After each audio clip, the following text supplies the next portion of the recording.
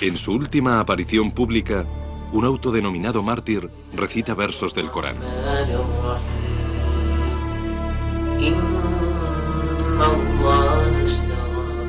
Alá ha conquistado la riqueza y el alma de los creyentes a cambio del paraíso. Luchan en su nombre, matan y mueren por él. Esta es la mayor de las glorias. Vosotros, portadores de la fe, atacad a aquellos que os atacan.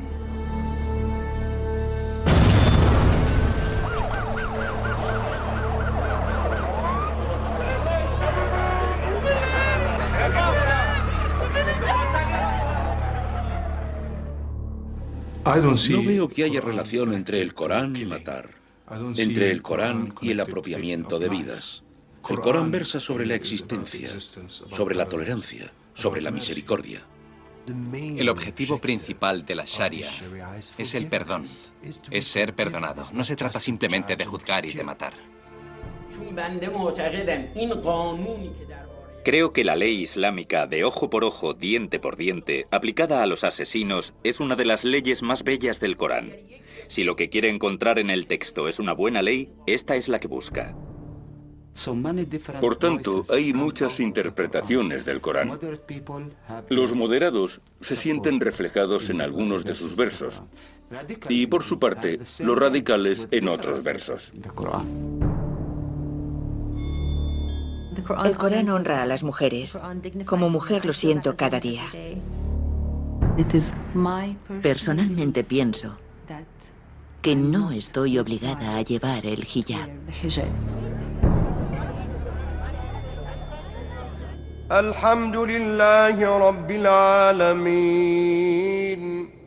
Se ha dicho que el Corán es el texto ideológico más influyente del mundo.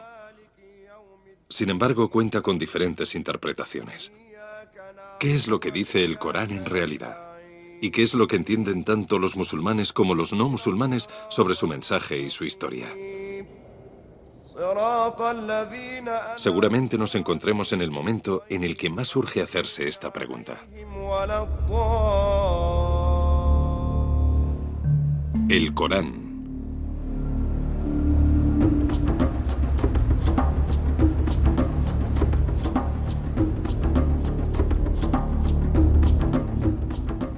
Los musulmanes ortodoxos creen que el Corán en su versión arábiga original es la palabra perfecta, atemporal e inalterable de Dios, tal y como se la reveló por primera vez el arcángel Gabriel al profeta Mahoma en una cueva del desierto de Arabia hace casi 1500 años. El mensaje de Dios se transmitió de acuerdo con la creencia musulmana poco a poco durante un periodo de 23 años hasta la muerte del profeta en el año 632. Mahoma, según la tradición, era analfabeto, pero poseía una memoria asombrosa. Después de cada encuentro con el arcángel, repetía el mensaje de Dios a sus allegados y amigos íntimos, y a su vez estos lo anotaban sobre la piel, en hojas de palmera o en cualquier objeto que tuviesen a mano.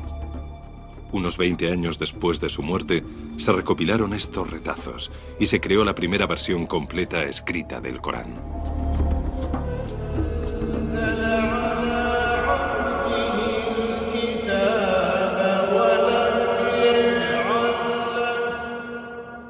Para la mayoría de musulmanes, escuchar recitarlo es experimentar el poder de la revelación divina a través de una voz sobrecogedora procedente de lo oculto. Esta es la palabra de Dios. Dios está presente, te está hablando.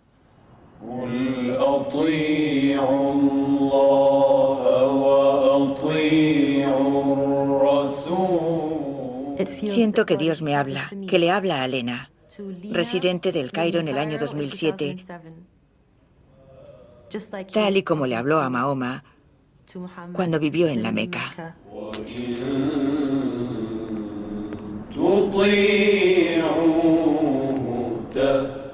Me habla a mí, no a mi intelecto.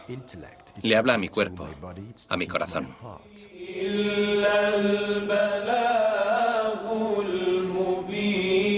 Es un milagro de Dios. No es un libro cualquiera, por muchas razones. Es la suprema majestuosidad del lenguaje.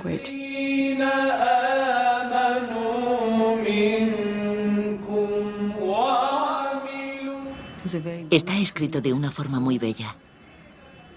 A veces me hace llorar.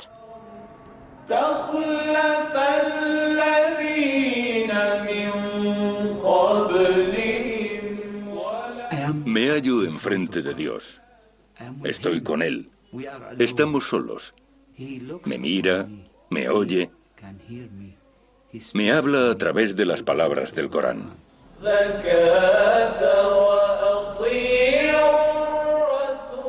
Los musulmanes creen que el Corán es la revelación última de Dios a la humanidad.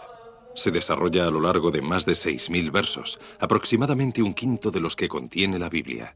Pero a diferencia de la Biblia, no sigue un orden cronológico claro. Se trata de una serie de revelaciones dentro de una estructura narrativa compleja. No es un libro de historia, tampoco un libro moralizador. No es un sermón ni un libro científico. No existe ningún otro texto anterior o posterior que pueda remotamente compararse con él. Te aporta unos parámetros y deja que tu inteligencia y tu propio juicio extraigan los detalles. Es decir, es un libro que establece las pautas. Hoy en día el Islam es una religión de una enorme dimensión. Cuenta con bastante más de 1.000 millones de fieles que se extienden desde América hasta China y desde Finlandia hasta el extremo sur de África.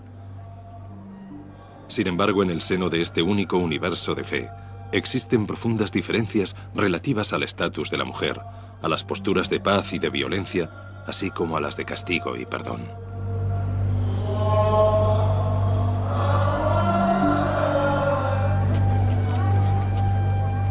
Algunos regímenes musulmanes niegan a las adolescentes el derecho a la educación y prohíben a las mujeres votar o conducir. En algunos países, las mujeres salen a hurtadillas por las puertas traseras de los autobuses. Y en otros países musulmanes, las mujeres dirigen partidos políticos e incluso son jefas de Estado.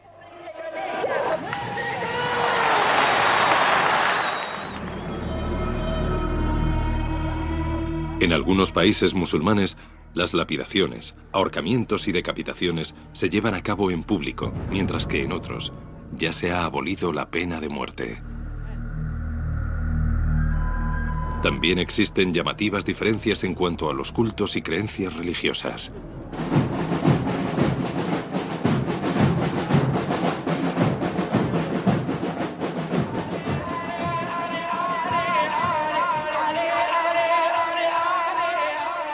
En esta mezquita de la ciudad iraní de Qom, los hombres invocan el nombre del imán Ali, mártir e hijo político del profeta, quien según creen acoge a los fieles y actúa como intermediario entre ellos y Dios. En cambio, otros musulmanes tachan estas prácticas de adoración santa y de blasfemia.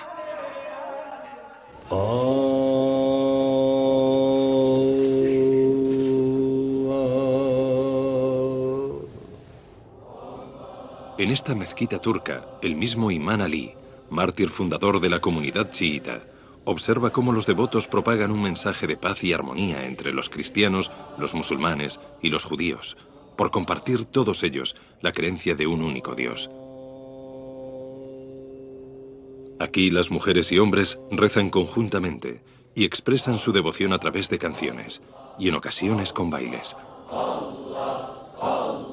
Otros seguidores del Corán consideran un sacrilegio esta forma de adoración y su representación pictórica.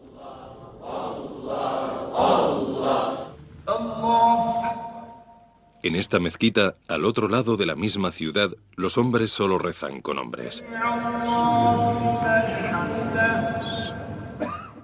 Se considera al sexo contrario una distracción, por lo que se oculta a las mujeres. En algunas mezquitas quedan excluidas completamente. Pero si el Islam está basado en el Corán, y el Corán es el inalterable y definitivo mensaje de Dios, ¿cómo es posible que existan tales diferencias? El contraste más llamativo tiene que ver con la función y estatus de las mujeres, que viene simbolizado por las reglas que rigen el uso del velo. Esta familia egipcia cree que desde los 3 años todas las niñas deberían llevar hijab, que cubre la garganta y el cuello.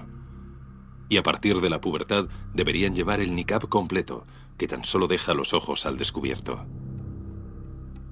Mi marido me animó a que ocultara mi cuerpo para satisfacer a Dios y también a él, debido a que será juzgado por mis acciones.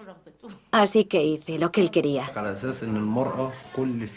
Dios quiere que una mujer se cubra completamente con el niqab, porque todo cuanto la atañe es seductor. Si ese es el deseo de Dios, también lo es el mío.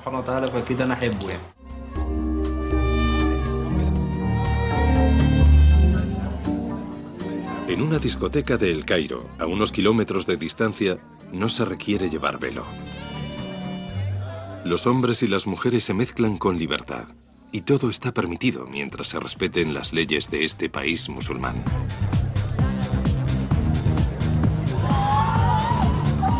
Pero incluso aquí, las mujeres deberán cubrirse para salir de nuevo a la calle. No hay ninguna ley que lo exija, pero sí existe un amplio consenso en que las mujeres deberían llevar el velo. En otras zonas del mundo musulmán, el velo sí que es obligatorio. Aquí, en Irán, las mujeres tienen que ir uniformemente vestidas con chador, prenda que cubre todo el ropaje y deja tan solo las manos y la cara al descubierto. Toda mujer en Arabia Saudita está obligada por ley a ir completamente cubierta, incluidas manos y cara. Sin embargo, en la Turquía musulmana, el velo es un asunto de gran controversia y las directrices cambian constantemente. Cuando converso en las calles de El Cairo sin llevar velo, noto cierta presión. Mi aspecto es diferente al de los demás. Atraigo la atención y en ocasiones en sentido negativo. Hace 3 décadas el hijab no existía en Egipto. Hasta 1974 no había visto ni una sola mujer con velo. Al funeral de Nasser, en septiembre de 1970,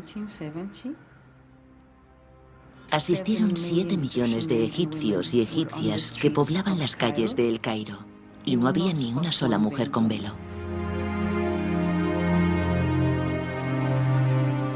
El funeral de Nasser fue un punto de inflexión.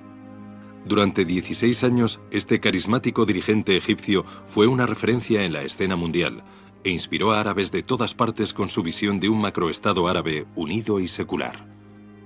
Pero la esperanza que despertó en muchos árabes se fue al traste debido al fracaso económico y a la aplastante derrota sufrida a manos de los israelíes en 1967. En cierto sentido, lo que lloraban en su funeral los millones de asistentes no era solamente la muerte del fantástico dirigente, sino la muerte de un sueño, el sueño de la secularización.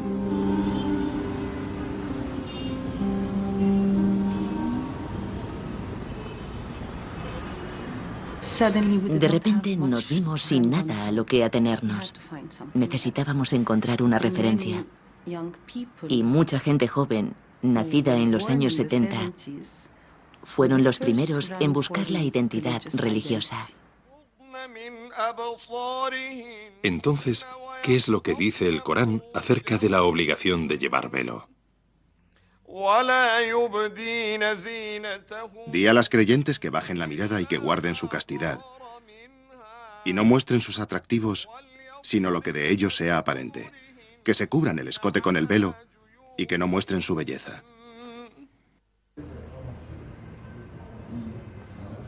¿Cómo interpreta una de las más altas autoridades musulmanas la siguiente frase?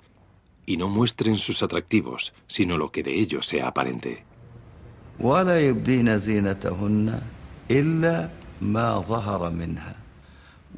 La mayoría de los clérigos está de acuerdo en que lo que de ellos sea aparente se refiere a las manos y al rostro. Los religiosos tienen mujeres e hijas que no llevaban hijab hasta los años 70. ¿Se dieron cuenta de repente que tenían que llevarlo? Y esta no es la única paradoja. Otros arabistas interpretan el mismo verso del Corán como un claro mandamiento de que las mujeres deberían ir completamente cubiertas. El Corán estipula claramente el código de vestimenta para las mujeres en la sura de An-Nur. En ella se dice que el rostro, los ojos, los labios y la belleza femenina son sus atractivos. Si se lleva el velo, este tiene que cubrir el rostro y ocultar la belleza. El rostro no debería estar cubierto. No es una obligación islámica. No es un mandamiento coránico. Esto es anterior al Islam y a la vida del propio Mahoma. Era una costumbre de la sociedad beduina.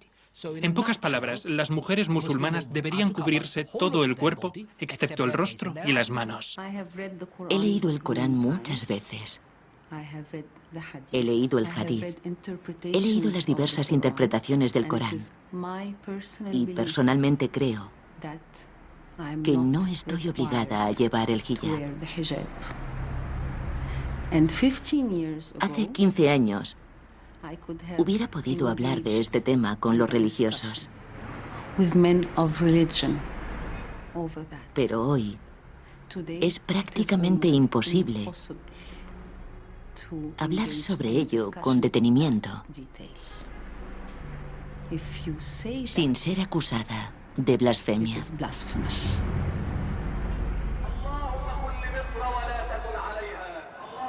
Vivir con el velo.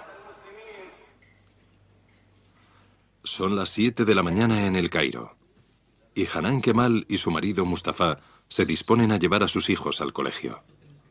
Por un lado es una actividad rutinaria, pero por el otro no lo es. La presencia de las cámaras obliga a Hanan a llevar niqab, por creer que es su obligación ante cualquier varón que no sea de la familia.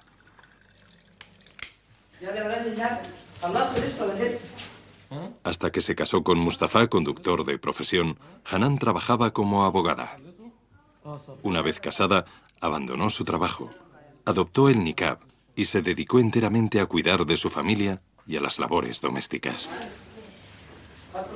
Ella dice que Mustafa no influyó en su decisión, sino que fue la llamada de Dios quien le hizo ponerse el niqab.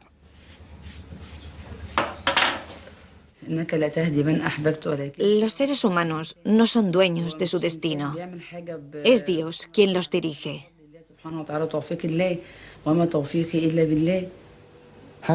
¿Le ha compensado Alá por su entrega? Definitivamente sí. Alabado sea Dios. Dar este paso me inquietó mucho. Sentía que el niqab me supondría una restricción. Realmente tomé esta decisión con miedo. Sentía que podía echarme atrás en cualquier momento. Pero la ayuda de Dios me hizo sentir más relajada y cómoda que nunca en mi casa, junto a mi marido e hijos. Una vez me puse el niqab, me sentí más próxima a Dios. Abandonaste una buena profesión para ser ama de casa y llevar el hijab. ¿No te supuso un enorme sacrificio económico y personal? Cualquiera que se entregue a Dios es de sobra recompensado. En absoluto lo tomé como una pérdida. Más bien al contrario. Mi marido consiguió un trabajo mejor y mi vida mejoró sustancialmente cuando me dediqué enteramente a mis hijos y a mi marido. Y por supuesto, la relación con Dios se hizo más profunda. El velo es un símbolo complejo, dotado de muchos significados para las mujeres musulmanas. Para aquellas como Hanan que eligen llevar el niqab, representa la entrega a Dios y a sus maridos, incluso si ello supone aislarse del mundo. Para otras, es un elemento que refuerza su identidad.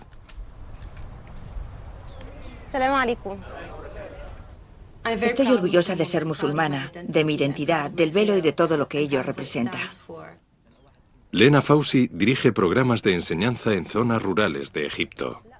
Como graduada universitaria y tras haber viajado mucho, este grupo ampliamente masculino la acepta como una figura con autoridad. Hace 5 años, con 26, Lena se divorció y justo a continuación decidió llevar hijab. Recuerdo la primera vez que salí con el velo puesto y me acuerdo de sentir que así es como Dios honra a la mujer, que ese es el respeto que demanda una mujer al llevar el velo. Con él me sentí dignificada y honrada. Desde que se divorció, Lena ha vuelto a vivir con sus padres. Sus mejores amigas son jóvenes como ella, graduadas universitarias, privilegiadas que han viajado mucho y que comparten sus creencias y prácticas. Esta conducta resulta desconcertante para muchos de los que pertenecen a la generación de sus padres. Lena se lo puso de repente un viernes por la mañana. Estaba sorprendida. Un viernes por la mañana sin más. En realidad fue un sábado. Sí. Y sin más, se puso el pelo. Salió de la habitación y dijo, aquí estoy, adopto el hijab. Para ser sincera, no me alegró demasiado. No me alegró nada porque creo que una mujer no tiene por qué ocultar su pelo. Esa es mi forma de pensar. Para mí, el pelo es como mi piel. Uno de los versos del Corán dice que las mujeres musulmanas no deben mostrar su belleza natural, ni sus atractivos, excepto lo que de ellos sea aparente. Esto suscita una enorme controversia. Lo que de ellos sea aparente se refiere al rostro, a las manos, a los ojos, al pelo. Mucha gente tiene opiniones distintas sobre este tema. No es un verso del Corán. Sé que muchos pondrán el grito en el cielo por decir esto. Pero Dios podría haber dicho, cubre tu pelo. Y no lo mencionó. Quienes lo mencionaron fueron las mujeres del profeta. Personalmente es innegable que mi pelo formaba parte de mi belleza natural. En mi corazón sentía que formaba parte de lo que Dios me pedía que cubriera como mujer musulmana. Hombres y mujeres. ¿Se siente como ciudadana de segunda clase en un país así? En una palabra, no. Pongo en duda muchas cosas, pero me siento muy cómoda al aceptar que si hay algo que no encaja con el Corán, no es culpa del Corán, sino de mi entendimiento. Una vez dicho esto, el Corán te anima constantemente a la reflexión, a cuestionar las cosas, a comprender, a usar nuestras facultades mentales, nuestro corazón, nuestro entendimiento. Y al leerlo, ¿no cree que el Corán relega a las mujeres a un estatus inferior? En absoluto. ¿Ah, no? Si las mujeres sufren algún tipo de perjuicio, se debe a una cuestión enteramente cultural. No tiene nada que ver con la religión. El Islam honra a las mujeres. Los hombres y las mujeres son completamente iguales en el Islam. Pero el Corán ¿contiene realmente este mensaje? Hay muchos versos que definen el estatus de las mujeres.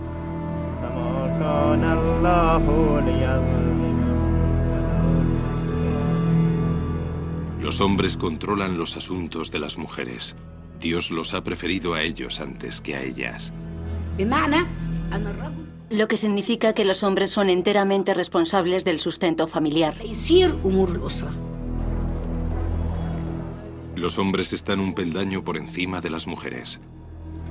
Pero la mujer está al mismo nivel que el hombre en todo aquello concerniente a los sentimientos. Amor, confianza, orgullo, respeto y honor. Amonestad. Prohibid que duerman en sus lechos y golpead a aquellas mujeres que temáis sean rebeldes. El Islam, حينما قال بالضرب في القرآن. El Islam dice a través del Corán que es apropiado pegar a cierto tipo de mujeres, no a todas. Se aplica a las mujeres que desobedecen a sus maridos, que rechazan vivir en su casa y criar a los hijos, que quieren salir cuando les plazca, que no quieren que nadie las controle y aquellas que no cumplen con sus obligaciones.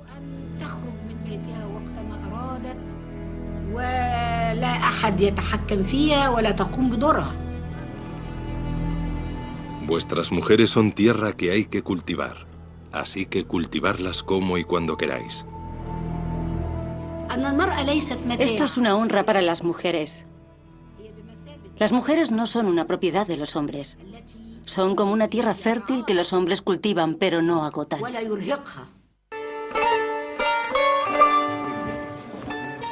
Algunos alegarán que no es una tarea fácil reconciliar los versos del Corán con las ideas modernas de igualdad y derechos humanos. Pero la doctora Saleh se ha enfrentado al reto. Su programa televisivo semanal, La lucha de la mujer, lo siguen mujeres de todo el mundo árabe.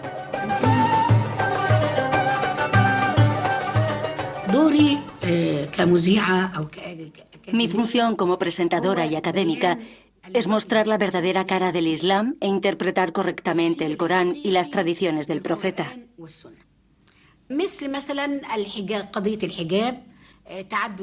Asuntos como el velo, la poligamia, el divorcio, la no participación de la mujer en la vida política, privar a las mujeres de sus propiedades financieras, obligarlas a casarse, casarlas con alguien de quien no están enamoradas porque pertenecen a la misma familia.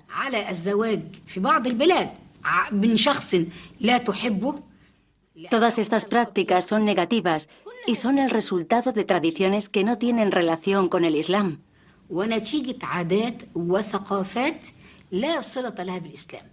Son restos de los tiempos preislámicos. La doctora Saleh es la primera mujer investida decana de la Universidad Al-Azhar de El Cairo, la más prestigiosa del mundo musulmán. Por atreverse a decir que el Corán respeta por igual tanto a hombres como a mujeres, ha recibido amenazas de muerte. Y sin embargo son muchos los que comparten sus puntos de vista. Si se fija tanto en la letra como en el espíritu del Corán, verá que hay innumerables versos que hablan de la paridad, de la naturaleza igualitaria entre ambos sexos. Por ejemplo, en el Sura del Báqara, en el capítulo 287, el Corán habla de las mujeres y las considera una prenda para ti, igual que tú lo eres para ellas. Creo que es el verso más increíble de cuantos hablan de la relación entre marido y mujer, de su cercanía, de la calidez que proporcionan las prendas de vestir. La ropa oculta tus defectos y te embellece. Eso es precisamente en lo que consiste una relación. Es algo tan próximo, no hay metáfora más bella que esta y, sin embargo, nadie la menciona nunca. Otras interpretaciones sobre la función de la mujer no lo son tanto. Estamos en Pakistán. Las mujeres protestan contra el asesinato por honor, práctica que cometen algunos hombres musulmanes en nombre de la religión sobre mujeres de la misma familia cuando creen que éstas les han desobedecido por haber hecho caso a su corazón. Se somete a las niñas a la ablación.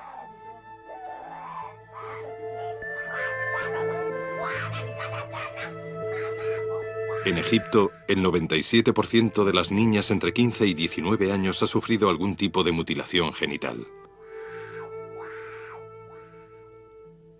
La circuncisión ha existido desde los tiempos del profeta de Dios y fue dispuesta por el propio profeta.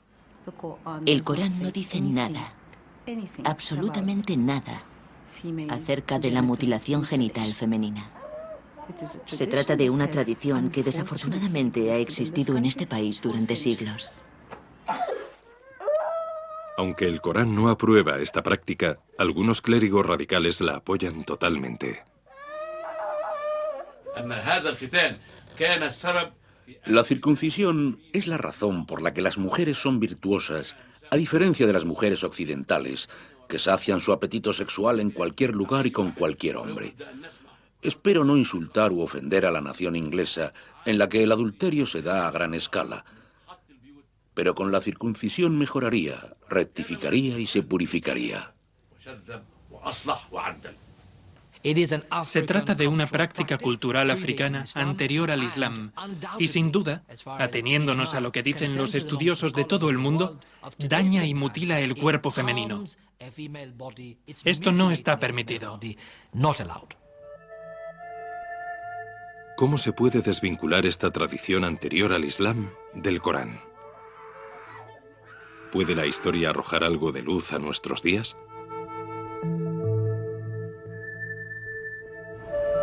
La Edad de Oro. Desde los inicios, el Islam ha estado incardinado en la tradición judeo-cristiana. En el Corán se venera a Jesús. Este convento ortodoxo de Said Anaya se fundó en Siria 23 años antes del nacimiento del profeta Mahoma y ha sido respetado y protegido durante siglos en el corazón del mundo musulmán. El convento está dedicado a María, la madre de Jesús. Said Anaya significa Nuestra Señora en arameo, la lengua de todo el Medio Oriente en los tiempos de Cristo.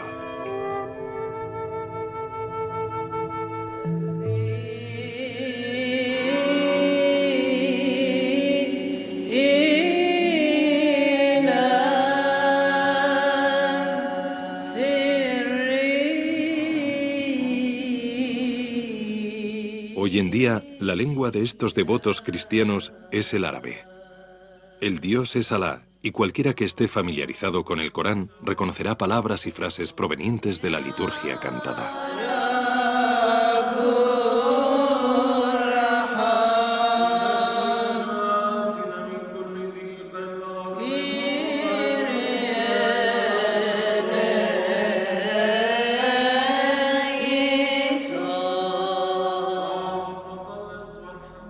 Las hermanas de Saida Naya son las guardianas de una reliquia tan sagrada que nadie tiene permiso para verla.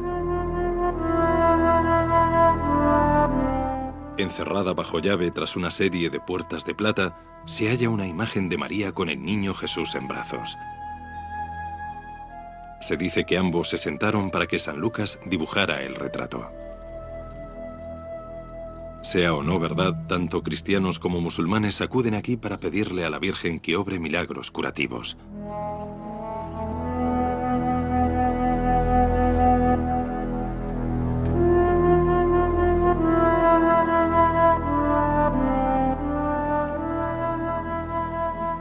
He venido hasta aquí con mi marido y le he pedido a la Virgen que me dé un niño. En el Islam y en el Corán se considera a María como la mujer más pura y virtuosa de todos los tiempos. Una mujer que obró el milagro de traer a la faz de la tierra un niño, aún siendo virgen. Pero claro, la diferencia narrativa en el Islam reside en que Dios no tiene por qué ser el padre del niño. María da nombre a un capítulo entero del Corán. Abraham, Moisés, David y los profetas de la Torá también son venerados, al igual que Jesús. Aunque no se le considera el Hijo de Dios, el nombre de Jesús aparece en el Corán más ocasiones que el del mismo Mahoma. Jesús es una figura muy venerada. También se le considera el profeta por haber traído una de las escrituras sagradas en la que también creemos. En el Islam es conocida como Injil y ahora se llama, como todos saben, el Nuevo Testamento. Yo creo en Moisés y creo en la Torá. ¿Eso me hace judío? Creo en Jesús y en la Biblia. ¿Me hace eso cristiano? Y creo en Mahoma y en el Corán. ¿Me hace eso musulmán? Jesús, Moisés y Mahoma se encuentran al mismo nivel profético. Sus nombres aparecen mencionados en el Corán como los mensajeros de Dios. Entonces, ¿por qué tenemos que decir que uno es mejor que los otros? Que uno es bueno y que el otro es malo. En palabras de Dios, tú tienes tu religión y yo tengo la mía. No es algo que lo diga yo. Y hay muchos otros versos que van en la misma dirección. Se describe a los musulmanes, a los judíos y a los cristianos como el pueblo del libro. Aquellos que son judíos y cristianos obtendrán su recompensa del Señor. En la religión no hay coacción. Otros versos advierten a los musulmanes de que no hay que seguir las opiniones erróneas de los cristianos y judíos. Tolerancia e intolerancia a partes iguales. Y ocurre lo mismo con los mensajes referentes a la paz y la violencia. Aquel que mate a alguien será considerado asesino de toda la humanidad. Y aquel que salve a alguien será considerado como salvador de toda la humanidad. Pero justo en el siguiente verso dice: la única recompensa para aquellos que declaren la guerra a Alá y a su mensajero y que extiendan la corrupción en la tierra será su muerte o crucifixión o se les cortarán las manos y los pies. Esa será la degradación que sufran en este mundo y en el más allá. Los suyos serán unos destinos terribles. El Corán es como un cajón desastre. En él pueden hallarse diferentes respuestas. Ateniéndote a él, se puede hacer tanto la paz como la guerra. Como resultado, existen múltiples interpretaciones del Corán.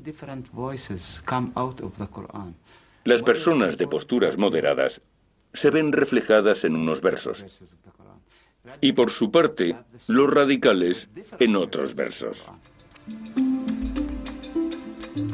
Un Corán para la paz, otro Corán para la guerra. Este es el fiel reflejo de la historia del Islam. Primero se produjo la conquista. Tras la muerte de Mahoma en el año 632, los ejércitos árabes emprendieron camino en todas direcciones. De norte a este derrotaron a los ejércitos de Bizancio y de Persia, conquistando para el Islam Siria, Palestina, Irán e Irak. Hacia el oeste conquistaron Egipto y se expandieron por el norte de África hasta alcanzar la costa atlántica hacia el año 680. Mientras los guerreros del desierto acabaron con estas fabulosas civilizaciones, ellos prefirieron absorber la cultura en vez de arrasarla y construir sobre lo que ya existía. Algunas de las obras más sublimes de la arquitectura islámica fueron construidas menos de 80 años después de la muerte del profeta. El Corán es el punto de partida de una de las más extraordinarias historias civilizadoras que ha experimentado el ser humano. En cuestión de unos cientos de años, los guerreros que andaban descalzos al oeste de Arabia se convirtieron en los propulsores de una próspera civilización muy sofisticada que se extendió desde las costas de Marruecos hasta las fronteras de China. La fuerza que realmente hizo posible todo ello fue la gloriosa y magnética obra de arte que tenían entre manos. La palabra de Dios, la todavía por crear palabra de Dios. Más tarde, cuando los árabes fueron derrotados en sucesivas oleadas de invasores provenientes del este, algo extraordinario ocurrió. Tal era el poder ejercido por el Corán que los conquistadores abandonaron sus ritos paganos y se convirtieron a la fe del pueblo que habían conquistado. Fascinados por esta magnética obra de arte, se iban produciendo con cada nuevo periodo increíbles progresos en campos como la arquitectura, la ciencia o la filosofía. Mientras, Europa seguía envuelta en el oscurantismo de la época feudal. Hay algo fundamental en el Corán, y es que en él se incita a los musulmanes a ir en busca del conocimiento, a recorrer el mundo para comprenderlo mejor. De no haber sido por los eruditos y científicos islámicos que las desarrollaron y las enriquecieron, puede que nunca hubieran llegado hasta nosotros las ideas de los antiguos griegos. Y este estímulo provenía del Corán. Verso tras verso se incita a la humanidad a examinar el cielo y la tierra, a meditar sobre la creación y a descubrir sin descanso. Ya en el siglo IX, los científicos islámicos calcularon la circunferencia de la Tierra y los comerciantes musulmanes establecieron una ruta marítima con China pasando por el extremo sur de África. Desarrollaron el sistema numérico árabe aprovechando la influencia india y crearon una nueva aritmética. Y también los estudiosos islámicos hicieron una aportación valiosísima a la geometría, el álgebra y la trigonometría. Además, la medicina árabe fue la utilizada corrientemente durante unos 1000 años. Tolerancia e intolerancia.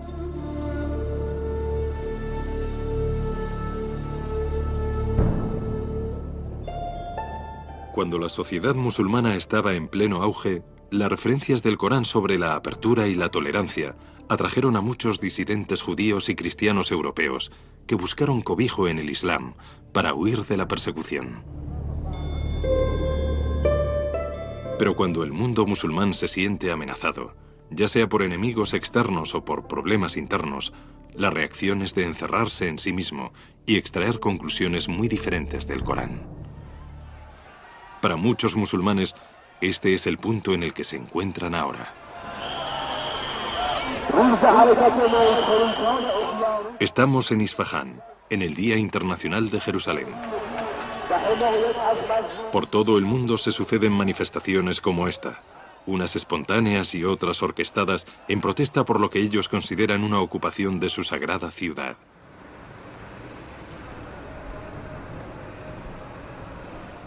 Pero Jerusalén es igual de sagrada para los judíos y para los cristianos.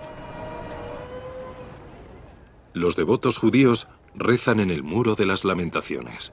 que es todo cuanto queda del segundo templo, destruido por los romanos en el año 70 a.C., una fecha que marca el comienzo de la larga noche de la diáspora judía. En la colina superior hay dos mezquitas, la de Al-Aqsa y la Cúpula de la Roca, construida 600 años más tarde, cuando la victoria árabe arrebató el control de la ciudad a la Bizancio cristiana. Según la tradición bíblica, la roca bajo la cúpula fue donde Abraham sacrificó a su hijo Isaac. Y de acuerdo con el Corán, también desde aquí Mahoma ascendió al cielo, tras haber viajado en mitad de la noche desde la Meca a Jerusalén.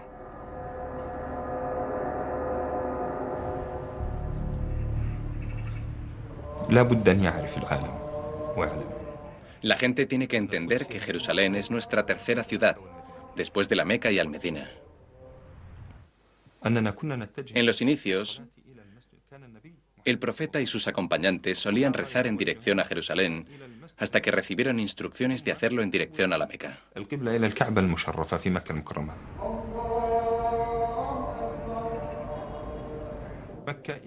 Dios elevó a nuestro profeta desde la Meca a Jerusalén y después lo llamó al cielo, o sea que es la puerta del cielo. No importa lo débiles que seamos o lo fuertes que sean, no podemos renunciar a ninguna de sus partes. Desde la Alta Edad Media, el Islam respetó el derecho de los cristianos y judíos a la libertad de culto. Pero en tiempos recientes, esta relación se ha roto. Los gobiernos británico y jordano restringieron el acceso de los judíos a la Ciudad Vieja hasta que el ejército israelí se hizo con su control en 1967. Ahora son los palestinos quienes, atrapados en la Franja de Gaza, tienen derecho a rendir culto libremente. Mientras tanto, se retiene a los que viven en Cisjordania durante horas hasta que por fin pueden pasar para rezar. Ya basta. Ya basta de derramar sangre. Ya basta de asesinatos. Basta de odio. Porque pertenecemos a la misma familia. Veneramos al mismo Dios.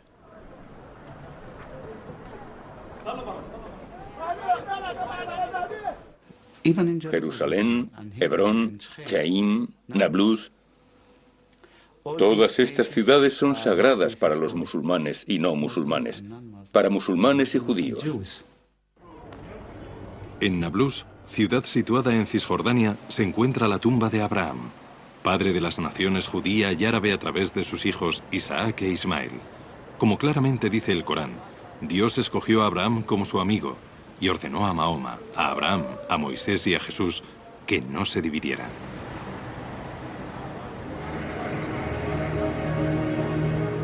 Pero Hebrón está extremadamente dividida como ninguna otra ciudad. La tumba de Abraham es una de las líneas de fuego entre palestinos y judíos, y está vigilada como si fuera una fortaleza. ¡Apágala, apágala! Para mantener estos lugares como santuarios, tenemos que trabajar juntos.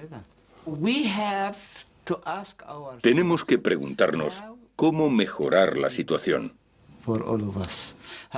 ¿Cómo podríamos construir una nueva realidad, lejos del odio, lejos del derramamiento de sangre, lejos de la guerra, y conseguir sentirnos seguros, recuperando la confianza entre nosotros?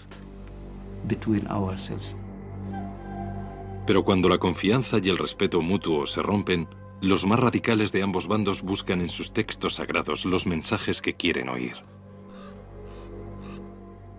Sheikh Tafesh fue elegido para representar a Belén y sostiene que casi un tercio de sus votos provenían de los palestinos cristianos. Para salvaguardar los derechos se precisa poder, sobre todo cuando se ataca a tu tierra y a tu pueblo. Las flores a veces tienen que tener espinas para protegerse. El mensaje del Corán está claro. Si alguien te ataca, tienes que atacarle de igual modo. Si en nuestras ciudades y pueblos matan a nuestras mujeres, niños y ancianos, hay que devolverles la misma moneda. Pero suicidarse está estrictamente prohibido en el Corán. Cierto. Dios dijo, no te mates y no te llenes de miseria. Tenemos prohibido suicidarnos. Si tuviéramos las mismas armas que el enemigo, no lo haríamos, pero no las tenemos. Es nuestra única opción. Existe una paradoja en el Corán. Por un lado se otorga a la vida un carácter sagrado. Verso tras verso se prohíbe explícitamente el suicidio. No te autodestruyas. Y sin embargo, el suicida que se inmola también extrae las citas del Corán cuando alega que aquellos que mueran y luchen por la causa de Dios se convertirán en mártires y serán recompensados con el paraíso. ¿Es esto luchar por la causa de Dios? ¿Y esto?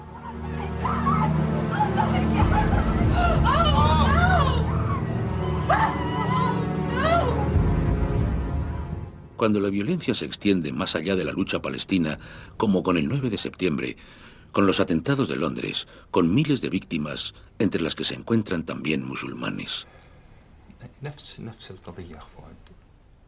Estamos en lo mismo. ¿Qué ha sembrado Estados Unidos en el mundo? Es culpable de grandes injusticias que van en contra de la gente corriente. Y lo mismo digo para los británicos, que ocuparon muchos países árabes y musulmanes. En todos estos años, ¿a cuánta gente han asesinado y ejecutado los británicos? Aquí en Irán, como en el resto de países musulmanes, el odio va más allá del conflicto palestino, al que se considera un capítulo negro más de los muchos que han padecido a manos de los cristianos de Occidente y sus aliados. Puede que haya mucha gente con una gran oratoria que aporte información distorsionada e imprecisa, pero todo se basa en un sentimiento real de injusticia y en la vívida memoria transmitida. Consiste en un lamento tras siglos en los que el poder y prestigio musulmán han ido en declive y del que Occidente es responsable. Nos habla de un tiempo en el que las potencias imperialistas europeas se repartieron Oriente Medio imponiendo sus leyes, sus valores e incluso su vestimenta. Y ahora excusan el fracaso económico de las autocracias musulmanas, acusándolas de expoliación de las riquezas del petróleo y de contar con reyes y presidentes corruptos, como el Shah y Saddam Hussein. Gobernantes, por otra parte, sustentados por Occidente en contra de la voluntad del pueblo, y que, como Saddam, fueron derrocados una vez ya no resultaban útiles. Y cuando más nos acercamos al presente, más dura y dolorosa se hace la oratoria. Derrota tras derrota a manos de Occidente y sus aliados. Afganistán y de nuevo Irak son los últimos capítulos.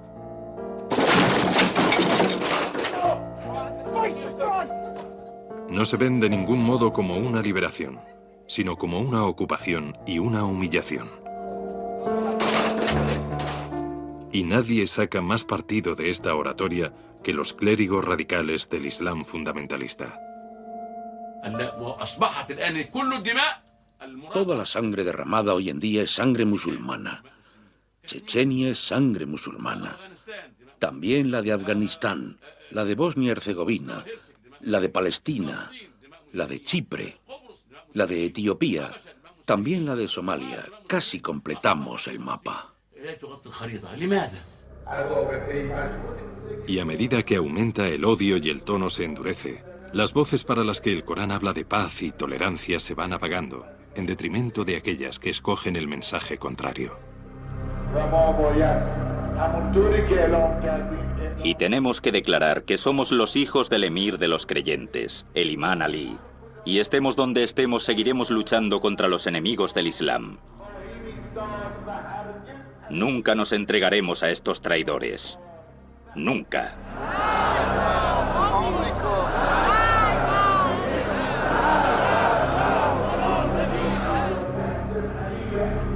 Señor, corta las manos infames de los Estados Unidos e Israel.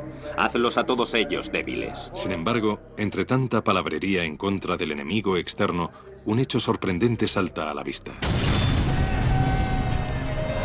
Ha habido muchos periodos en los que han muerto más musulmanes a manos de otros musulmanes que a manos de los cristianos o los judíos. Irak, año 2005. Musulmanes contra musulmanes.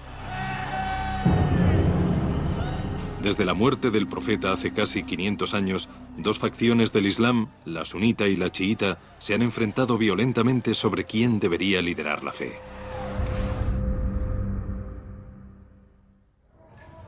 La división del Islam. La diversidad de lenguas y colores es, según el Corán, una de las maravillas de la creación. Alá no tiene preferencia por ninguna raza, tribu o nación. Y todos son iguales en ideas como la clase y el estatus. Lo mejor a su vista es lo más honorable.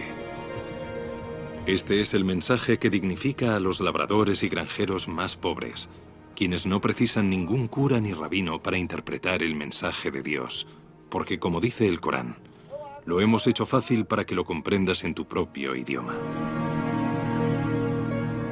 Cualquier cabaña, campo o esquina de la ciudad es un buen lugar para rendirle culto, y Él siempre está cerca de ti, más cerca, como dice el Corán, que tu vena yugular. Y cuando rezas, sientes cómo estás hablando directamente con Él. Rezar te da un sentimiento indescriptible. Es algo más allá de la imaginación humana. Sientes que estás en manos de Dios, en manos de alguien que amas. No rezas porque tienes que hacerlo o porque le tienes miedo, sino por el inmenso amor que sientes por Él. Ya se rece en privado o en grupo, la idea central del Corán y de los sunitas es que todo el mundo tenga una relación directa y personal con Dios. Y los sunitas, con el 85% de la población total musulmana, son la mayoría. Pero el Dios que veneran no puede ser descrito con el lenguaje humano ni representado de ningún modo, ya que esto sería idolatría. Y sin embargo, a veces el corazón humano anhela una fe que se pueda tocar y sentir. Anhela el drama, la música, el ritual, las heroicas historias de dolor y sacrificio, de martirio y de redención. Y anhelo por venerar a alguien con forma humana.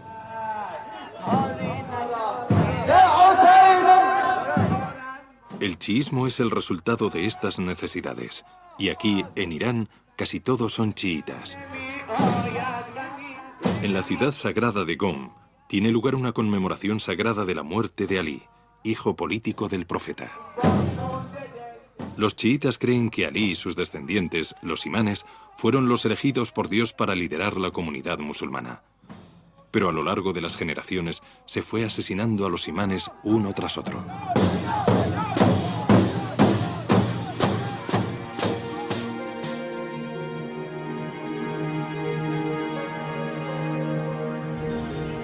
La ciudad iraní de Mashhad se construyó en torno al espléndido sepulcro del imán al-Reza, que fue envenenado en el año 818.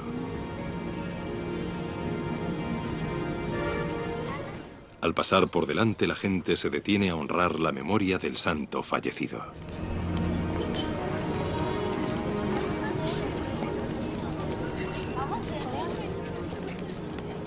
Los peregrinos chiitas acuden de todo el mundo a Mashhad con ofrendas y donaciones para rezarle al imán al-Reza, del mismo modo que los cristianos católicos y ortodoxos rezan a sus santos para obtener ayuda, consejo o milagros de curación.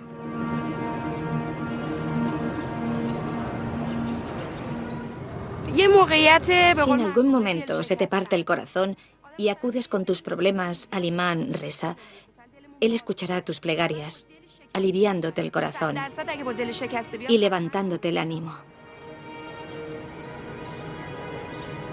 Pero el Corán deja claro que tus plegarias solo deben ir dirigidas directamente a Dios.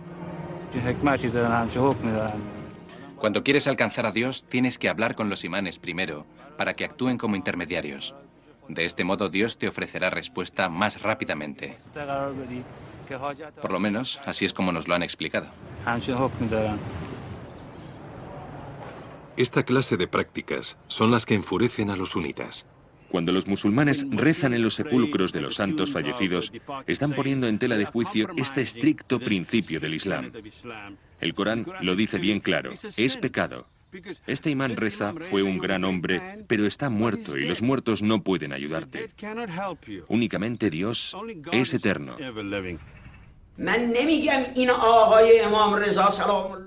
No estoy diciendo que acudo al imán Reza para que me solucione mis problemas. Digo que si tengo una petición para Dios, como mi posición no es lo suficientemente elevada, utilizo al imán Reza como intermediario para que le pida a Dios clemencia por mí. El gran ayatolá habla desde su oficina particular situada en el corazón de la ciudad iraní de Qom. Aquí se aprecia especialmente cómo las diferencias entre los chiitas y los sunitas se hacen eco de las que mantienen los católicos y los protestantes. Al igual que la veneración a los santos, con su gran ayatolá y los ayatolás de rango menor, con sus cónsules juristas y ulemas, con sus mezquitas y seminarios. Por todo ello, la ciudad santa de Qom es como el Vaticano de los chiitas. La gente acude aquí para pagar los diezmos y para hallar respuestas a las cuestiones que no pueden resolver mediante la lectura individual del Corán. El gran ayatolá Saanei está listo para recibir el cupo diario de peticiones escritas. La primera es un problema de matrimonio. Este marido ocultó al casarse el hecho de que era infértil e incapaz de tener hijos.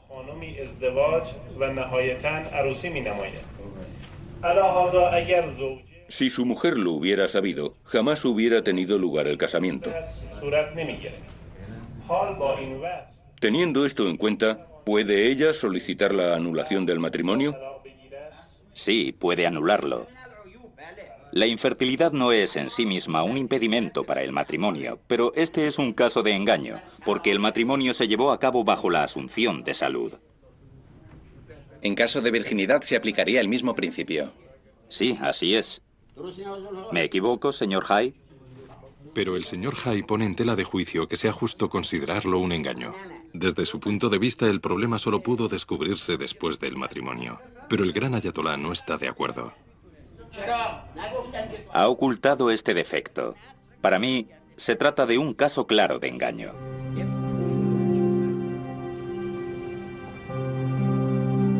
El Corán está totalmente en contra de cualquier tipo de sacerdocio. En el capítulo 9, verso 31, se dice de forma categórica en relación con los judíos y los cristianos, que uno de sus fallos fue que también consideraron como señores a sus rabinos, a sus monjes y a sus curas además de a Dios.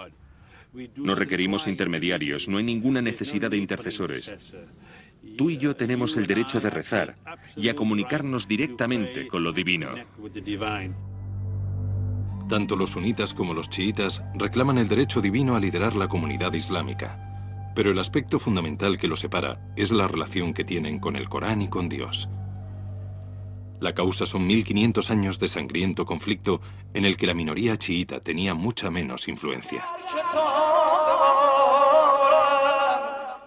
Estos jóvenes lloran por Ali, el mártir fundador de su fe, y por una larga historia de masacres en la que los chiitas han muerto por millares a manos de la etnia dominante sunita. Y sin embargo, existe un destacado movimiento que se alza por encima de estas divisiones y que acoge a seguidores de ambas tradiciones, el sufismo.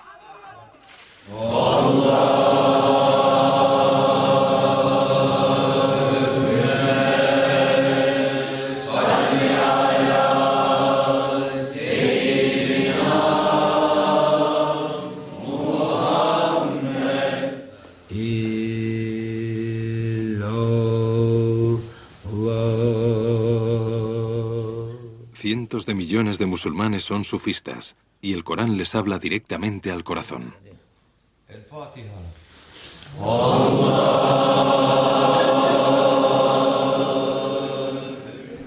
El Corán es muy simple.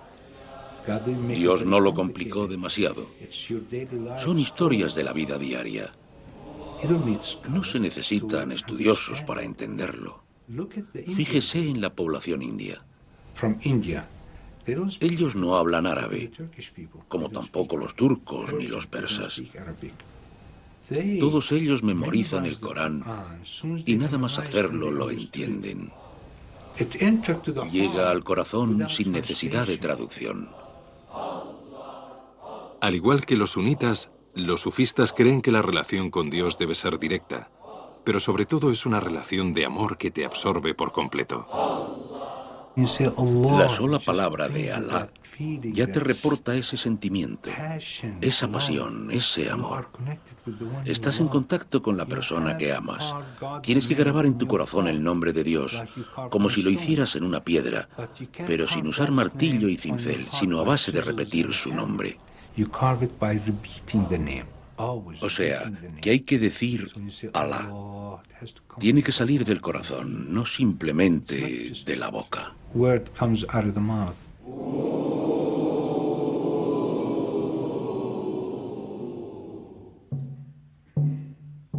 Entre los sufistas mevlevis de Estambul, esta pasión, este amor por lo divino, se expresa mediante la música y la danza.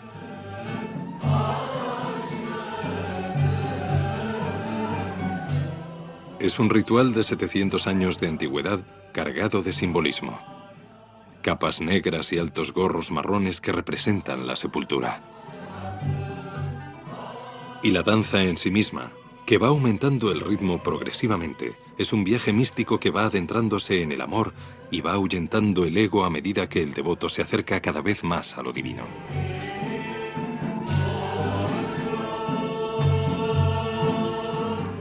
Hay sufistas que creen que esta danza está representada por las figuras en forma de torbellino de las primeras versiones del texto, y que está relacionada directamente con el rito central del Islam, el recorrido circular de las masas alrededor de la sagrada Kaaba. Pero las personas que controlan la Meca hoy en día considerarían esta práctica religiosa de los sufistas mevleví, con su música, con su danza y con la mezcla de hombres y mujeres, como una aberración. Los hombres que acompañan al rey Abdullah de Arabia Saudita son sunitas, pero se han alejado muchísimo del ideal sunita de comunicación directa con Dios. Arabia Saudita es conocida por tener su propia jerarquía clerical, en la que el mensaje predominante procede del wahabismo, que representa tan solo a una minoría de musulmanes. Si dos personas son sorprendidas practicando sodomía, se les cortará el cuello con una espada, se colocarán las cabezas en un cofre y se le prenderá fuego. La yihad en Faluya es un motivo de orgullo. Se tienen que degollar los cuellos y aplastar los cráneos. Este es el camino hacia la victoria, la shahada y el sacrificio. Mediante el control del núcleo teológico del Islam y ayudados por los petrodólares, han sido capaces de imponer a toda la comunidad musulmana y a la comunidad internacional su estricta, rígida, sectaria y excluyente interpretación del Islam, lo que es una tragedia para todos nosotros. Los wahabistas de Arabia Saudita apoyaron a los talibanes y permitieron la destrucción de una de las construcciones más antiguas del mundo, las magníficas estatuas de Buda en Afganistán.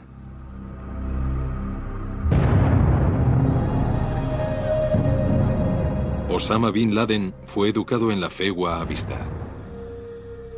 Y 15 de los 19 terroristas responsables del 11 de septiembre eran de origen saudita. Se ha hablado de que durante los últimos 20 años el gobierno saudita ha destinado más de 100.000 millones de dólares para propagar su visión del Islam por todo el mundo, con nuevas mezquitas, madrasas, profesores musulmanes, imanes, libros de texto, literatura, y todo ello se ha llevado a cabo bajo las directrices de los wahabistas. Crimen y castigo. Arabia Saudita, con su inmensa riqueza en petróleo, ha tenido una influencia capital a la hora de inducir al mundo musulmán a lecturas fundamentalistas e intolerantes del Corán. Una de las grandes tragedias actuales del panorama político islámico es que ninguno de los dos países con recursos para promover una visión particular del Islam a nivel internacional, Irán y Arabia Saudita, representan un ejemplo clásico del Islam incluyente con el que muchos musulmanes se identifican.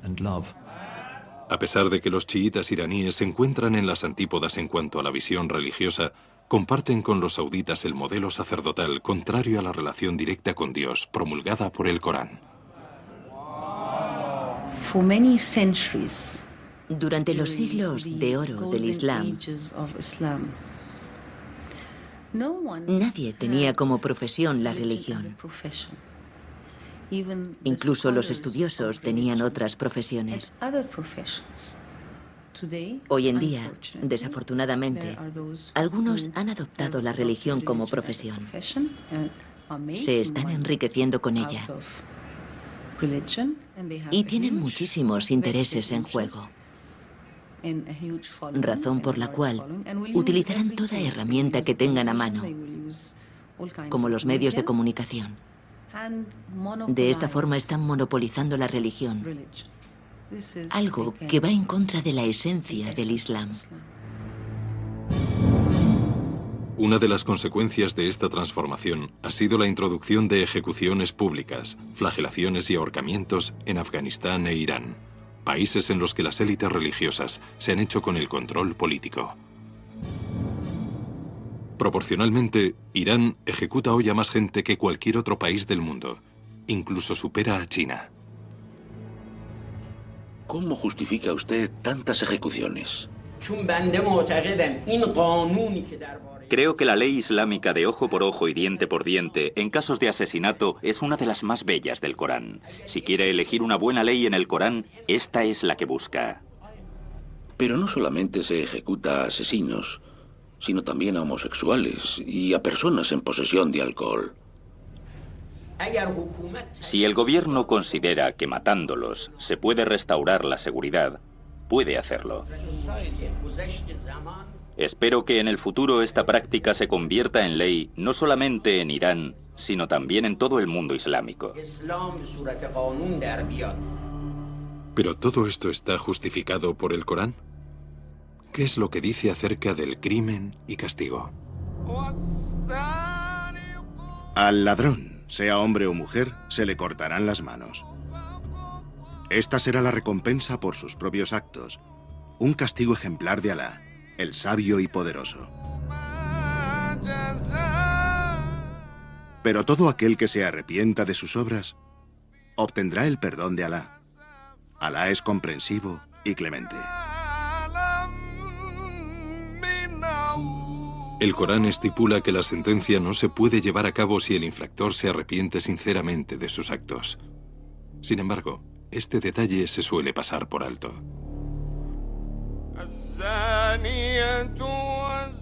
Tanto el adúltero como la adúltera recibirán 100 latigazos.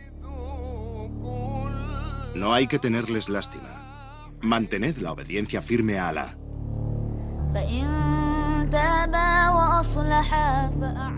Y si se arrepienten y corrigen, dejadles marchar. Alá siempre transige y perdona. Y en este sentido, el Corán deja absolutamente claro que nadie puede ser declarado culpable sin las pruebas concluyentes que lo atestiguen. El objetivo principal de la Sharia es el perdón, es ser perdonado. No se trata simplemente de juzgar y de matar. Como las condiciones para aplicar las penas son tan exigentes, los estudiosos alertaron ya desde el principio de que eran prácticamente imposibles de aplicar. El delito de adulterio, por ejemplo, tiene que ser atestiguado por 4 testigos. Así que es imposible conseguir pruebas evidentes de adulterio. Por ello, desde los comienzos del Islam hasta nuestros días, los casos de adúlteros que han sido castigados con la pena máxima pueden contarse con los dedos de una mano. Y lo mismo para la amputación. Antes de que se lleve a cabo el castigo, tiene que tomarse en consideración cualquier circunstancia atenuante. Esta interpretación humana de la ley Sharia es el principio que rige en Cisjordania. Nada más pasar el mercado de frutas en la ciudad de Ramallah, nos encontramos con el sencillo tribunal de la Sharia. El ambiente en su interior es magníficamente informal. No hay detenidos esposados, solo largas colas de gente. Algunos de ellos son funcionarios del Estado y otros tan solo paran para charlar un rato. Como ocurre en la mayoría de los países musulmanes, existen 2 sistemas legales. Por un lado, el Código Civil, que suele ser una mezcla de los códigos islámico, napoleónico y romano, y por otro, la ley Sharia, que se aplica en los asuntos personales y familiares. Los jueces de la Sharia arbitran en litigios de custodia y divorcios, en los que los derechos de las mujeres están basados en principios estrictamente establecidos por el Corán. Las personas de edad avanzada tienen derecho a dirigirse al tribunal en caso de demostrar que sufren abandono por parte de sus hijos, y estos tienen recursos para ayudarlos. El tribunal también tiene la obligación de asignar tutores para los niños huérfanos y para los disminuidos mentales. En este caso, el juez realiza una serie de preguntas simples para comprobar la competencia mental de una anciana que acaba de perder a su hijo.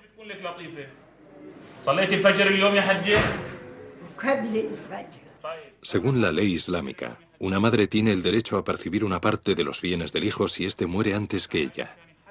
Pero el juez decide que la anciana no está capacitada para administrarla y designa a su nuera para que actúe en su nombre.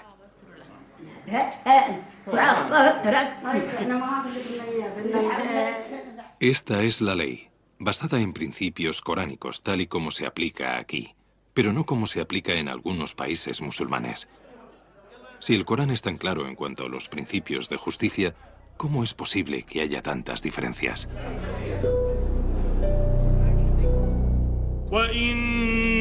La palabra de Dios. El Corán está escrito en una forma de árabe clásico, que a veces es difícil de entender hasta para las personas mejor formadas en árabe.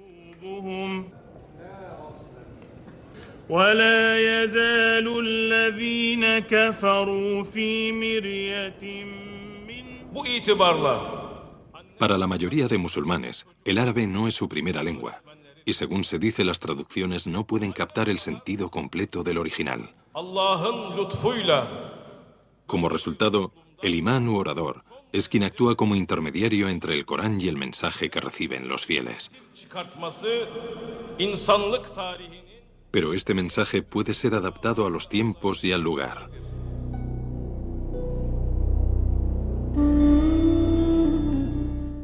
A lo largo de los siglos se han escrito cientos de miles de volúmenes con añadiduras e interpretaciones.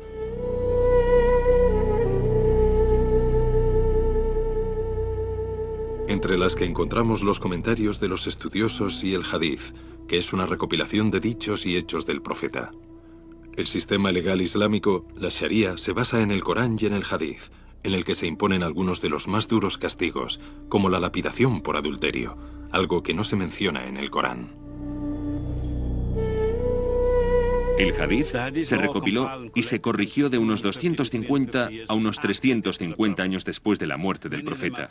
Muchos fragmentos de los que contiene fueron falsificados o inventados y se han puesto en tela de juicio. Sin embargo, desgraciadamente, muchos musulmanes otorgan el mismo al Hadith que al Corán, cuando claramente no lo tiene.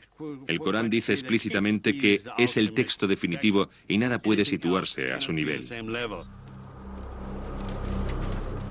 Pero incluso el Corán es vulnerable a los cambios y a la distorsión. No en su versión árabe original, sino en las traducciones.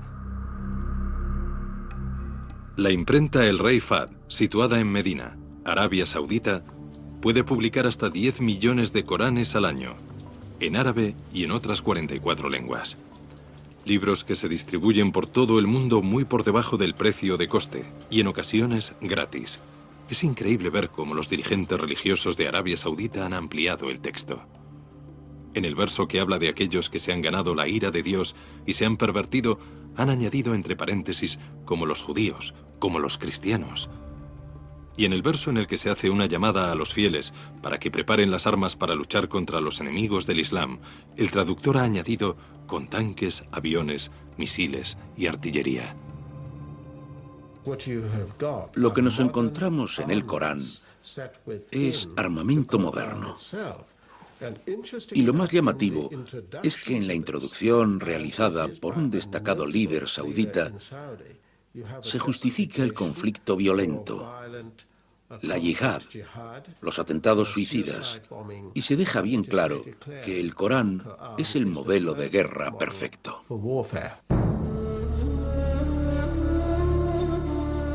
Cada propuesta o cambio en el texto despierta una gran polémica, debido al significado especial que tiene el Corán para los musulmanes. A diferencia de los judíos y cristianos que creen que sus textos sagrados fueron escritos por la gente inspirándose en Dios, los musulmanes creen que el Corán es la palabra de Dios por haber sido dictada al profeta Mahoma. Esta distinción significa que el análisis crítico del Corán es un asunto extremadamente delicado.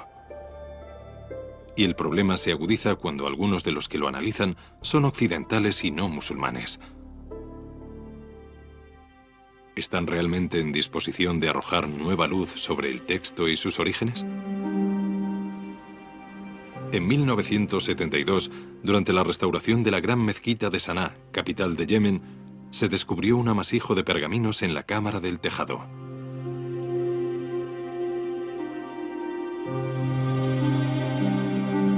Todos ellos fueron amontonados en 20 sacos de patatas, donde podrían haber seguido guardados de no haber sido por la llegada 7 años más tarde del Dr. Gerd Puin, un académico alemán y experto en el Corán.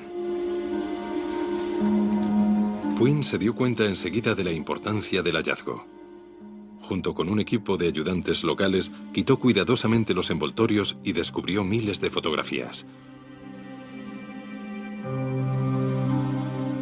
Lo que llamó la atención de Puin fueron 4 fragmentos que contenían el primero y el último capítulo del Corán. A diferencia de otros Coranes, estos estaban ilustrados con dibujos arquitectónicos de mezquitas. Una pista vital para conocer sus orígenes. A partir de los dibujos, del contexto histórico-artístico, se puede datar este Corán con exactitud en los tiempos de Al-Walid.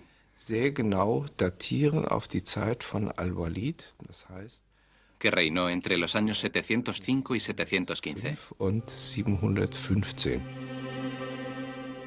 Se trata del Corán más antiguo que pueda datarse, y fue creado unos 70 años después de la muerte del profeta. En los sacos de patatas, Puin también encontró casi 1000 Coranes diferentes. Las comparaciones entre ellos y el texto estándar usado hoy resultan asombrosas. Estos primitivos textos están escritos a modo de taquigrafías. No contienen vocales ni signos de puntuación, por lo que cada palabra puede tener hasta 30 significados diferentes. Es ist tatsächlich so, dass man durch die schiere Existenz der La simple existencia de tantos escritos sugiere la idea de que el texto no se transmitió palabra por palabra. Der Text eben nicht wortwörtlich überliefert worden ist. El texto no es tan rígido como parece en la versión estándar de El Cairo. In der Fassung von Kairo erscheint.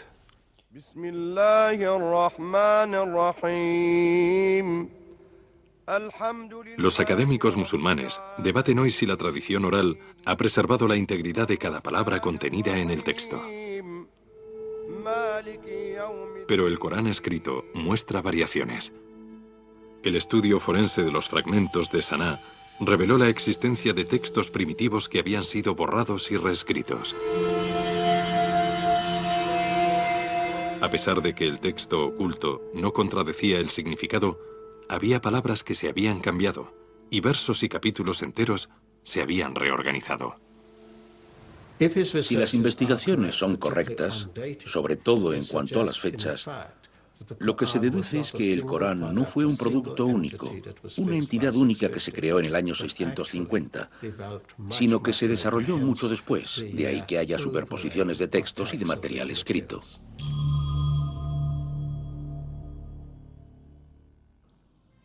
Significados ocultos.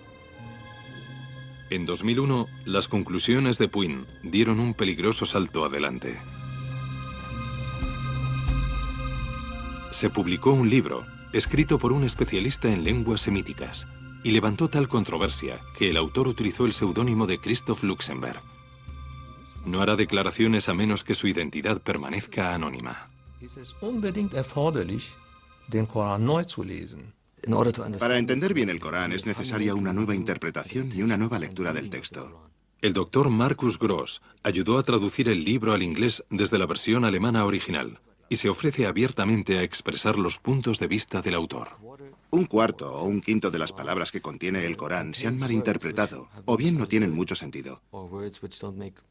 Este porcentaje se puede reducir significativamente hasta el 5% en caso de conocer el siríaco.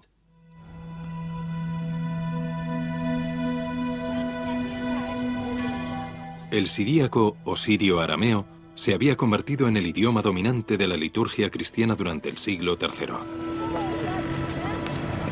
Cristo hablaba arameo, idioma que todavía puede escucharse en remotas comunidades cristianas como esta del pueblo de Malula, en Siria.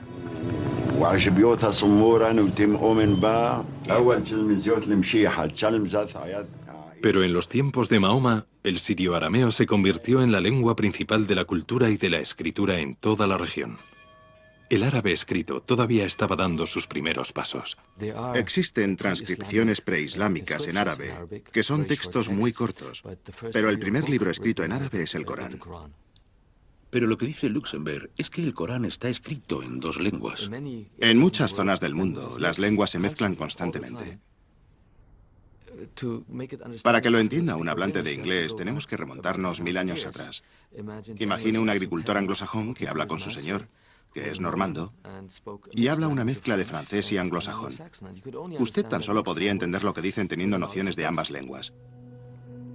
Los estudiosos musulmanes del pasado tenían la capacidad para descubrir palabras extranjeras en el Corán.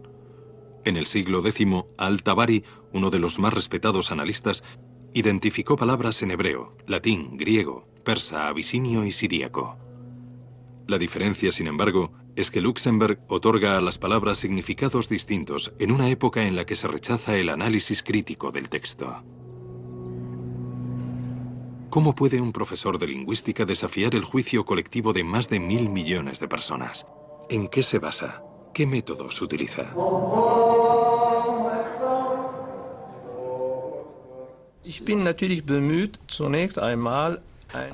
Tomo en consideración o bien el significado de la correspondiente raíz en siríaco, o bien una posible malinterpretación. En este caso, malinterpretar significa que el texto sin puntuación fue puntuado erróneamente. También existe la posibilidad de que se escribiera por error una letra en siríaco dentro de un texto en árabe. Usando estos métodos, Luxemburg analizó algunos de los pasajes más oscuros del Corán. Después de que María hubo dado a luz a Jesús, en el Corán arábico el arcángel le dice a ella: «No estés triste, tu Señor ha dispuesto un arroyo bajo tus pies». La versión de Luxemburg dice: «No estés triste, tu Señor otorga legitimidad al alumbramiento». Y hay otros ejemplos, como cuando Dios da instrucciones en árabe a un escéptico diciéndole: «Mira tu comida y tu bebida, mira a tu asno», cuyo significado real sería: «Fíjate en la condición en la que te encuentras y en tu estado general». Del mismo modo, al final de los tiempos, la tierra se ofrece en árabe, mientras que en siríaco la tierra se abre. ¿Pero afectan estos cambios a los preceptos centrales del Islam? Ciertamente, no se trata de preceptos clave como la existencia de Dios o la vida después de la muerte, algo que mi interpretación cuestiona, sino de muchas costumbres diarias. Un ejemplo es el velo. El verso coránico que utilizan como prueba hablaba de humur, el cual debía ser golpeado en los bolsillos. La frase era algo oscura. La interpretación del significado que se le suele dar es: cubre tu cabeza y tu escote. Estas partes son exactamente las que se cubren con el chador, el velo de Irán. Sin embargo, si nos atenemos a mi interpretación siríaca del verso, mi traducción es: ponte el cinturón alrededor de las caderas. El cinturón era un símbolo de castidad utilizado sobre todo por los monjes. Esta traducción tiene mucho más sentido. Las referencias de Luxemburg al paraíso son las que más polémica despiertan. En la ciudad iraní de Isfahán hay un palacio construido en el siglo XVII para representar las puertas del cielo. Los verdes y frescos jardines expresan los anhelos de los pueblos del desierto. El Corán describe maravillosamente estos jardines junto con esbeltas fuentes y con los servicios prestados por juris, que normalmente hacen referencia a mujeres vírgenes. Un análisis que no es el del Corán incluso especifica en 72 el número de mujeres para cada hombre honrado, algo que no encaja con los versos del Corán en los que se promete la satisfacción eterna de un hombre con su mujer. Luxemburg cree haber resuelto esta contradicción.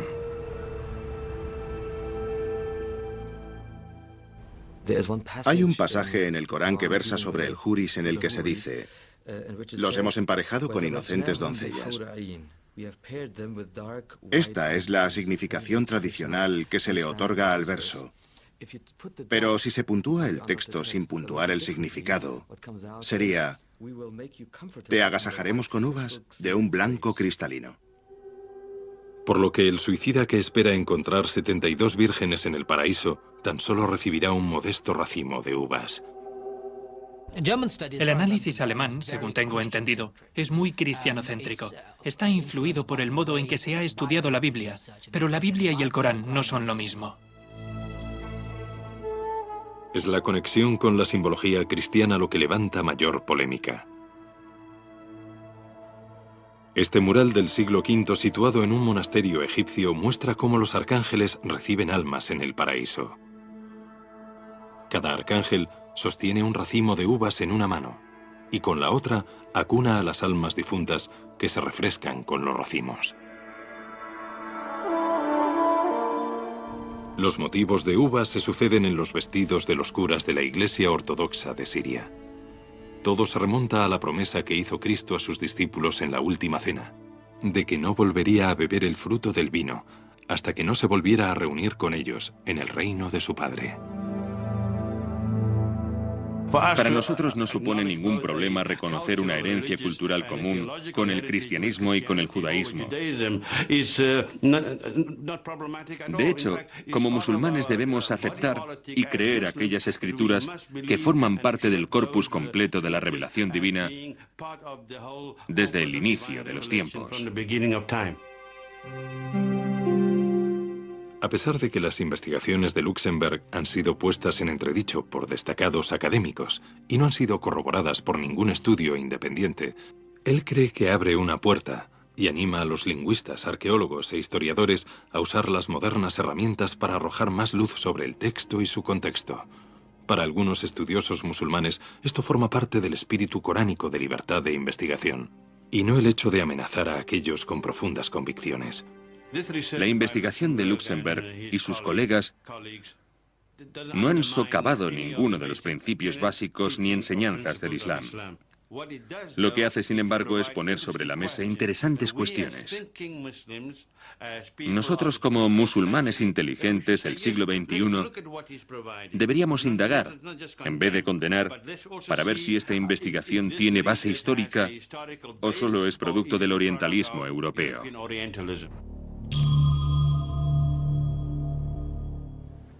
El Corán en el siglo XXI.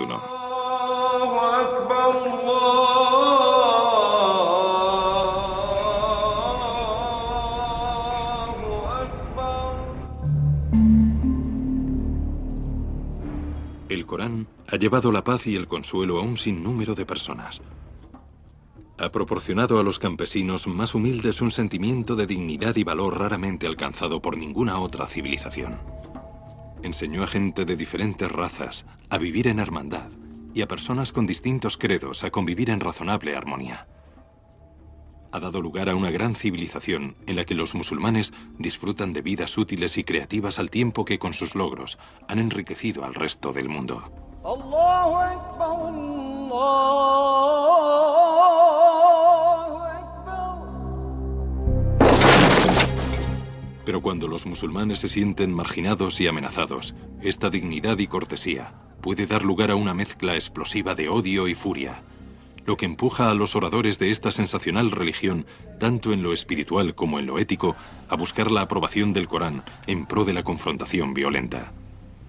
Y ello en un momento en el que probablemente más musulmanes que nunca leen y escuchan el Corán.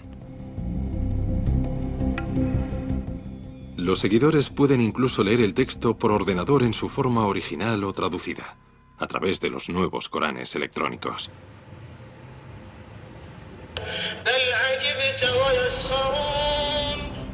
Pero la moderna tecnología ha dotado también de un enorme poder de alcance a aquellos con la determinación de imponer su propia interpretación del Corán. A nosotros, los musulmanes, se nos ha ordenado que hagamos lavado de cerebro.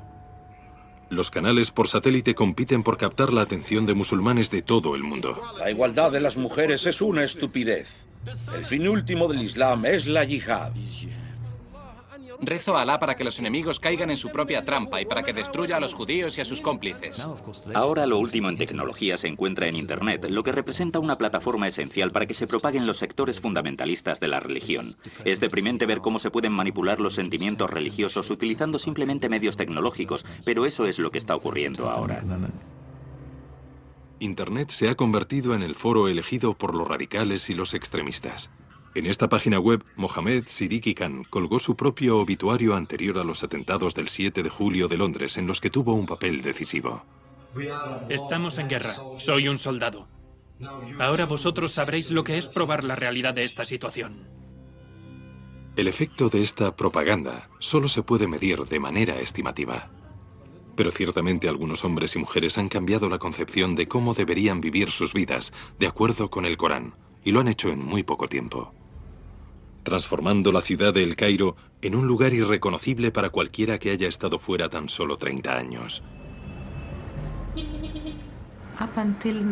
Hasta 1974 no había visto ni una sola mujer con velo. Si se lleva el velo, este tiene que cubrir la cara y esconder la belleza. Pero no es solo una cuestión de interpretación. A veces se realiza una lectura selectiva, ignorando, por ejemplo, que se tiene que perdonar al infractor en caso de que éste se arrepienta sinceramente.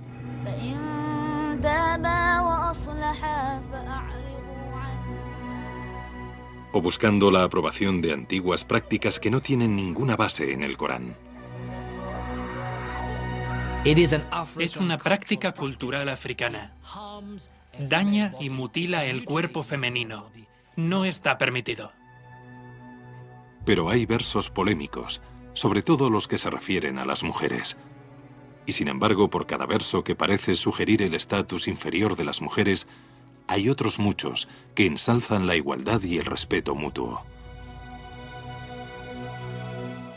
El Corán honra a las mujeres y las dignifica. Como mujer lo siento cada día. Y esta es la paradoja y el desafío del Corán. El Corán tiene dos públicos.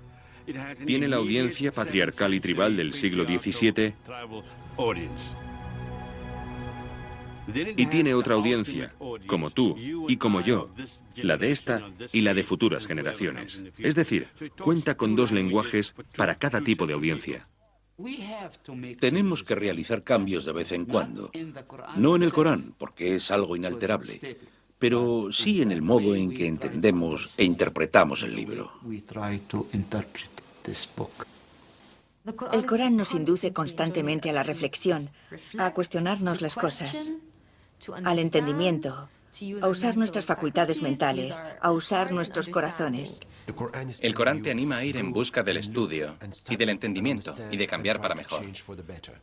Tienes que ser como un reformista. Tienes que reformarte a tu corazón y al mundo que te rodea. Este es el lugar que el Corán debería ocupar en tu vida, el de un compañero, el de una luz, el de alguien que te ayuda a ser creativo.